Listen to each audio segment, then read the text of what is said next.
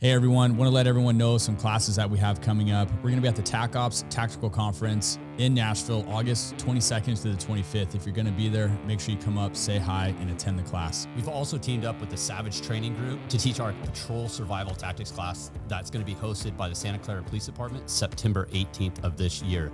Go to savagetraininggroup.com and get signed up before the seats sell out. Hey, 4-9, shot fired. Copy, additional shot fired. Shot fired, shot fired. He's shooting at us. Suspect shooting at officer.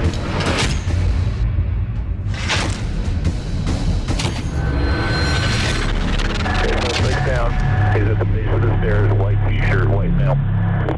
An incident that occurred in Merced County, California. These two deputies were in a car chase. Two occupants ran from the vehicle, one of them being armed with a rifle, and the cops decided to give chase and chase these suspects. Mark, what'd you see on the first deputy's body cam where it shows him chasing the individual through the apartment complex? What do you think? So you have two people in that video leg bailed from the car, and Which, by the way, I don't know if they watch our podcast or not, but we did come up with the whole leg bail theory, and this guy does say leg bail on the radio. So somebody actually sent us this too on Instagram. Yeah, I'm curious to see if he said that because of this, or if that's common throughout. But so he, at one point, he does put the deputy does put out on the radio that he's armed with an AR, and it's hard to tell if he knows that, but I'm thinking he probably does. So he pursues him through this apartment complex. It's a one-story with like numerous duplexes, Like almost like a house tile. Yeah. Setup, with the layout. Buildings on both your left and right side, and a sidewalk right down the middle. Yeah. So he pursues him, and then he loses sight of him almost immediately because the suspect makes a hard turn around the corner. And then that officer continues to run around the corner. He does have his gun out, but you're pursuing someone with an AR-15 rifle, and he knows this because he broadcasted it. I am reluctant to even pursue that person with the rifle when they get out of the car. You hear in the background the sounds of like sirens, which means people are coming. I'm assuming he was already in pursuit of that vehicle, so you have resources. I personally would not have chased that person on foot knowing he has a rifle. Yeah, it's tough. I mean, I guess depending on the environment that you're in, if, knowing that he is armed with a firearm and he could be running through a residential area, I think you have to make that decision on, are you going to chase? Are you going to set containment? Or are you going to use deadly force to prevent this person from entering someone's home? What is he doing with the gun? All those types of things come into play. So I think it's environmental based. In this case, I do take into the account that it's a rural county. It's a sheriff's department. Mm-hmm. I don't know what their resources are like or how many, deputies are working on patrol, but I agree with you. I'm very reluctant to want to chase somebody that is armed with a gun or is armed, definitely with a rifle, because the patrol vests and outfits that we wear, they're not going to stop a rifle round unless you have your plate carrier on. And so, And then, he loses sight of him. And then, what kind of strikes me is, where I think you can learn from this is if you're going to take hard corners like that after losing sight of somebody, you got to do a really good job of at least pieing that corner and using really good tactics, because he could be on the other side of that wall just waiting to ambush you, which happens all the time to cops. Yeah. Cops die all the time from that. So be very, very cautious when you lose sight of somebody to continue to pursue them around a hard corner without properly clearing it. I say at that point, though, the foot chase comes to an end and you're setting up containment. In a situation like that, you're probably going to get a tactical team out there to start looking for this guy. Yeah, and what was also interesting is in watching the body camera, that suspect just goes around a building and then runs back out to the street. Yeah. So in a way, he's actually doubling back. And then that initially responding officer's body cam picks up, and then you see his in-car camera. Yep. It picks up the suspect, runs back into the road. Yeah. So he did put out that the suspect's, he's in pursuit of him, and he's armed with an AR-15. Merced 5-1, we have two leg bail ones running with the AR-15.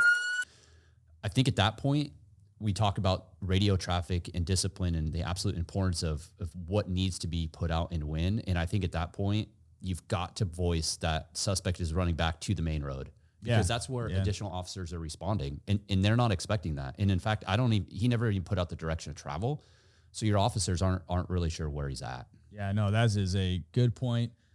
Where is he running? Direction of travel, his clothing description, what's he look like, hair, the color, his race. All of that is super crucial. Like you said, for the officers that are coming in, when they see that, they're going to automatically know that's who's running with the gun. Yep. And then you see, so it switches in-car camera, and then you see another deputy. She's now in the road in pursuit of him on foot. She's actually catching up to him, which was impressive. Yep. She has her gun out, and then she's saying stop, stop, stop numerous times, at least giving some commands, still in foot pursuit. And he runs into like a large open field. And at one point, she even said, I have him at gunpoint. And she voiced that on the radio. And we talked about it. What's your thought on that, Kyle? So it looked like in the video, she does catch up to him, which is good work on her. But the problem with that is he's armed with a rifle. That's the problem. So she's closing the distance on him.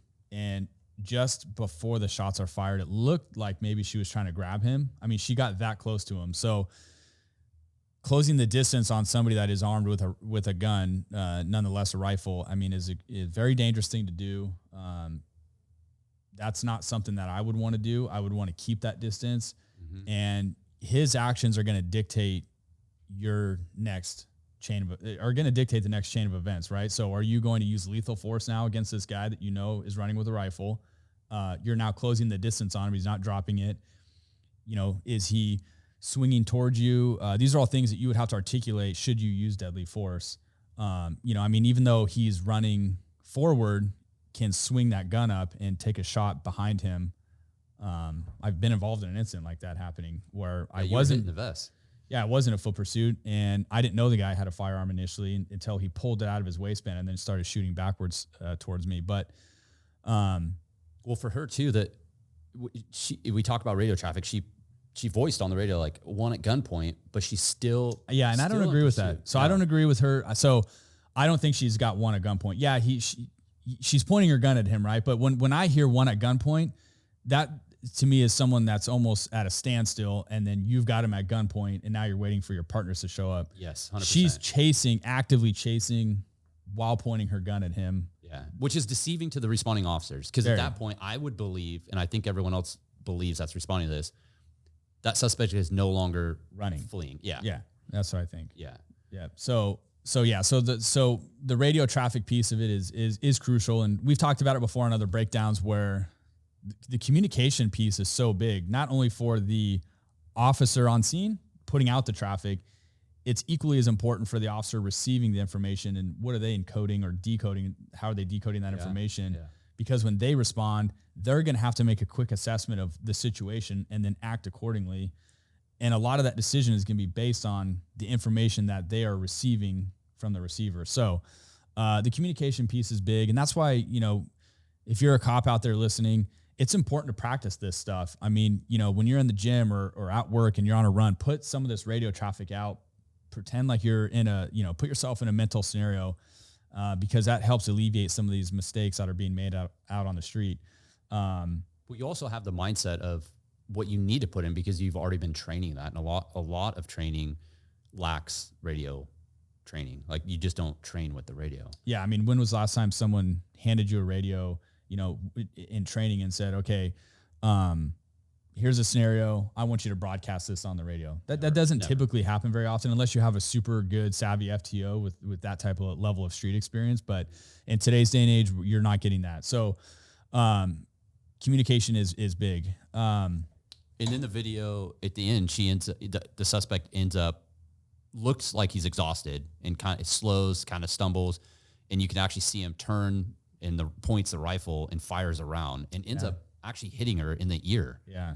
Incredibly lucky. She's incredibly lucky. And then she returns fire and ultimately drops him to the ground. And then she puts out on the radio, I've been hit. Yeah. And that's all she puts out. Merced 27, I'm hit. And again, we talk radio traffic and the importance of knowing what to put out.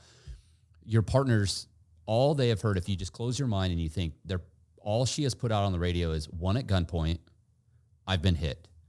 That's all the responding officers are hearing. So what is going through those officers' minds? And then the additional officer ends up showing up to assist her. And then she's just kind of standing there in shock, most likely, I bet, probably confused at what's happening. For just sure. shot somebody. I mean, there's a lot going through her mind.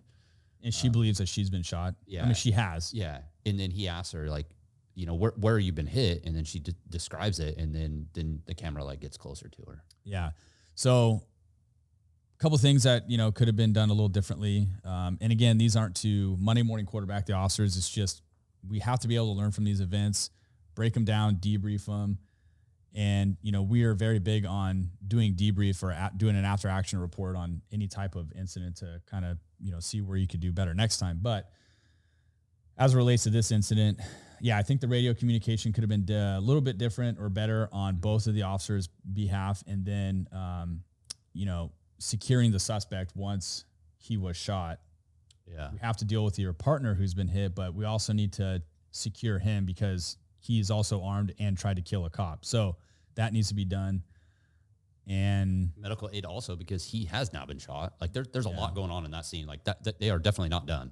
Yeah, no. So she's lucky. I mean, had that shot hit just an inch or two, oh man, a little closer to her head, I mean, it probably would have killed her. Yeah. I mean, you're not going to survive getting shot by a rifle that close. So I think overall, this was a hard one to watch, mainly because you have an officer that's being shot. I think she was really lucky of where she was shot. Yeah. And again, we do this podcast and we do the body cam breakdowns really to educate and train cops so they respond and work different, safer, critical think, and really try to process what's happening. So that's the point of this. Just give you guys a different perspective of our points of view and anyone else that's listening or watching this on YouTube, dropping comments. A lot of guys are commenting on these videos and also providing good feedback and their perspective. So we appreciate all of it. Yeah, this was a good one. Thank you for sending us that. Kyle, I noticed that, again, we're wearing the same color. Yeah, you need to quit doing that, dude. Why? It's like you're purposely wearing the same shirts that I wear. Well, I think you carry an array of colored shirts in your truck, and then when I see you, you change, so you match me. All right, guys, that's it for this week's Body Cam Breakdown. Stay safe, use good tactics, and we'll see you guys on the next one. See ya.